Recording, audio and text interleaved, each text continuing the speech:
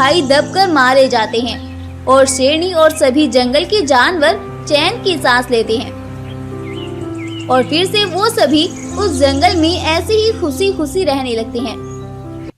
एक घने और खूबसूरत सी जंगल में बब्बर शेर अपने दो बेटे वीरू और सिम्बा के साथ रहता था। वीरू सफेद रंग का एक बहुत ही खूबसूरत शेर था और वहीं सिम्बा भी किसी से कम नहीं था।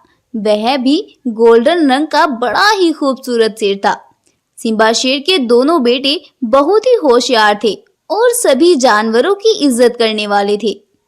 सभी जानवरों के साथ उनका बर्ताव बहुत अच्छा था। वह सभी जानवरों के साथ बहुत अच्छा बर्ताव करते थे और जंगल के किसी भी जानवर को बिला वजह परेशान नहीं करते थे। इसी तरह से जंगल के सभी जानवरों की जिंदगी और बब्बर शेर के परिवार की जिंदगी बहुत अच्छे से गुजर रही थी और सभी जानवर अपनी अपनी जिंदगी से बहुत खुश थे। कुछ दिन ऐसे ही गुजरते हैं।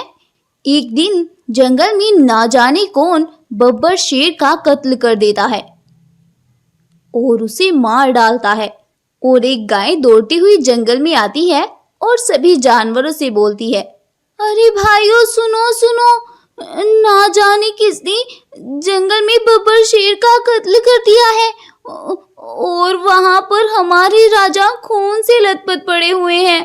तभी पास में खड़ी हुई दो भैंसें बातें करती हुई बोलती है, हाय ये जुल्म किसने किया, अब क्या होगा।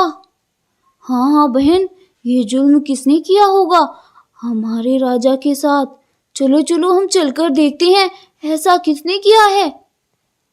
कुछ ही देर बाद बब्बर शेर के पास जानवरों की भीड़ इकट्ठी हो जाती है और सभी जानवर बब्बर शेर को मरा हुआ देखकर शोक हो जाते हैं।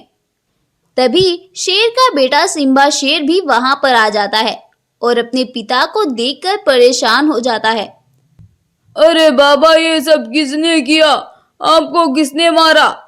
वो ऐसा बोलकर वहां खड़ा होकर रोने लगता है। तभी वहां पर वीरू आता है और वह बोलता है, इस जालिम शेर को मैंने मारा है। सिम्बा शेर को वीरू की बात पर बहुत गुस्सा आता है और वह बोलता है, अरे तुमने ये सब क्यों किया, बाबा ने तुम्हारा क्या बिगाड़ा था। वो दोनों ऐसे बोलकर आपस में झगड़ने लगते हैं कि तभी वहां पर एक बाघिन चलती हुई आती है और वह सभी जानवरों से बोलती है, अरे इस सब में वीरू की कोई गलती नहीं है बेटा। जब तुम दोनों भाई छोटे थे तो इस जालिम बब्बर शेर ने तुम्हारे बाबा को मार दिया था। बब्बर शेर और तुम्हारे बाबा दोनों बहुत ही अच्छे मित्र थे और बब्बर शेर ने दोस्ती में खयानत की थी। इसने एक बाघ मानव के हाथों तुम्हारे बाबा का कत्ल करवाया था।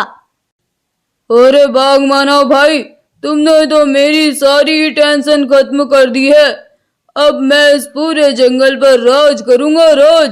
हा हा हा हा हा।